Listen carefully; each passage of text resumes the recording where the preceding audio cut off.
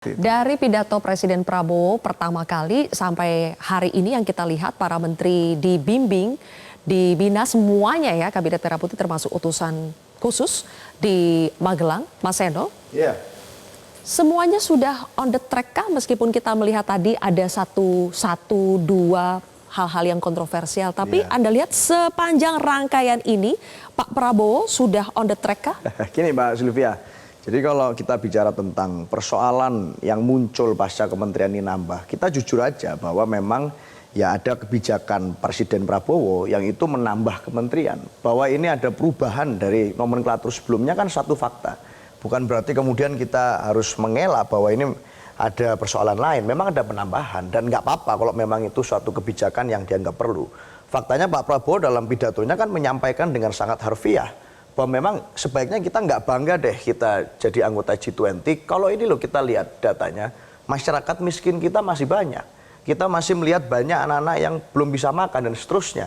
Apakah itu bentuk evaluasi dari presiden sebelumnya? Saya nggak tahu. Tapi bahwa itu disampaikan dan bahwa ada langkah untuk kemudian melakukan cara-cara yang baru, termasuk dalam konteks menambah kementerian, itu kan fakta.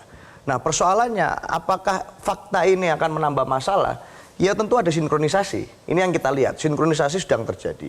Bagaimana berbagai pernyataan yang keluar dalam seminggu kemarin, dari banyaknya jumlah menteri yang dilantik, ini kan memicu berbagai perbincangan publik. Satu sisi ada yang bicara tentang bagaimana menteri menggunakan kop kementerian untuk urusan keluarga. Di sisi yang lain kita melihat misalnya ada kementerian baru, menteri baru, yang minta tambahan anggaran yang berpuluh-puluh kali lipat dari anggaran sebelumnya, dari Kementerian HAM misalnya. Dan ini satu persoalan yang artinya bukan hanya soal focusing, tapi memang ada persoalan sinkronisasi yang belum selesai. Pertanyaannya, apakah setiap ada kontroversi di tengah publik akan dilakukan orientasi ulang lagi seperti ini? Kan kemarin sudah pernah dilakukan orientasi awal sebetulnya, lalu ada permasalahan yang muncul, lakukan lagi kita terjadi melihat ada peristiwa hari ini di Magelang.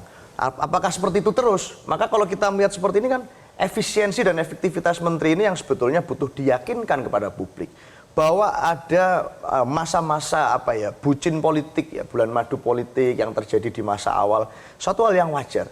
Tetapi jangan lupa bulan madu politik ini akan diuji apakah benar harmonis, apakah benar sesuai dengan pidato Pak Prabowo yang menurut saya sangat luar biasa dalam 100 hari kerja. Rakyat yang akan jadi jurinya. Rakyat yang akan jadi jurinya.